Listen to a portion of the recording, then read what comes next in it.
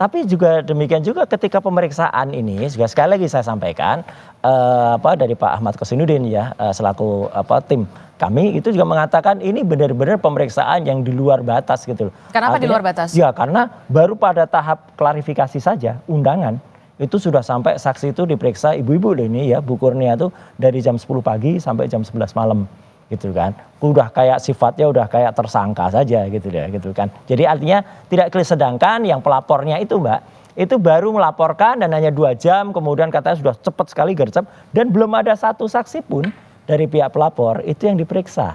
Gitu. Kalau ada imbang dari mereka juga diperiksa, kemudian bisa semua dokumennya juga ditunjukkan. Sekali lagi saya mengatakan terima kasih kepada Ibu Mega, Presiden kelima kita yang masih masuk pada golongan orang yang waras ya di Republik ini, yang kembali mengungkapkan pendapat. Saya kira pendapat waras ini perlu Mbak diikuti oleh kader-kadernya gitu ya. Gitu. Jadi menurut Anda penyidik juga perlu juga memeriksa seorang Sandi begitu yang juga. Oh iya. Anda kan betul dari karena kan dia itu yang menampilkan dan saya baru bergerak setelah ada postingan dari Sandi pada tanggal 1 April itu. Tanggal 1 April? 1 April. Itu dia posting itu di X. Di X? Di Twitter. Dan kemudian. Waktu itu unggahannya seperti apa? Unggahannya adalah dia mengatakan bahwa biar lebaran Anda tenang gitu ya. Inilah ijazah yang asli, dia bilang gitu.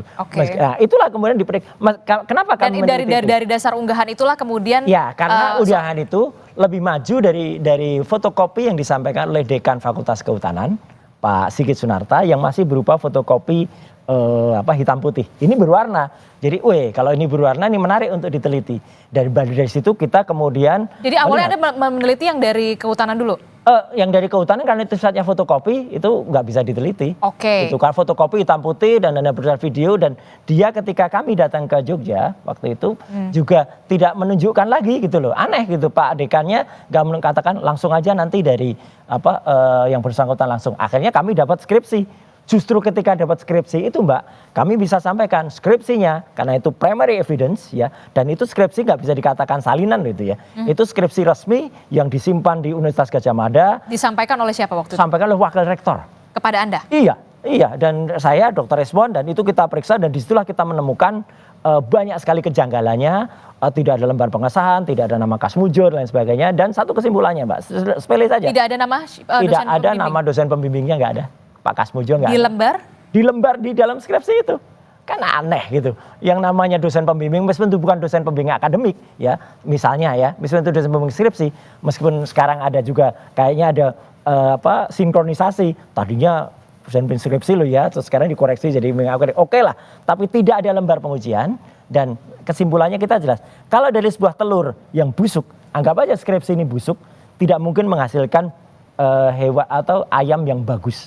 Jadi nggak mungkin ada ijazah yang bagus, ijazah yang benar kalau dari skripsinya seperti ini. Kalau nanti misalnya ijazahnya itu dinyatakan otentik gitu, atau misalnya dia asli gitu ya, skripsinya kayak gini kok bisa ijazah asli? Biar masyarakat yang menilai. Apa langkah yang akan Anda lakukan selanjutnya? Ketika memang nanti memang pihak kepolisian mengatakan ini otentik. Kalau otentik kita lihat dulu keterangannya. Saya tadi sampaikan kan, detailnya seperti apa. Kalau ternyata polisi juga tidak menampilkan ijazah yang asli menurut itu kan masyarakat juga bisa nilai nanti, asli. Sama nggak yang diposting?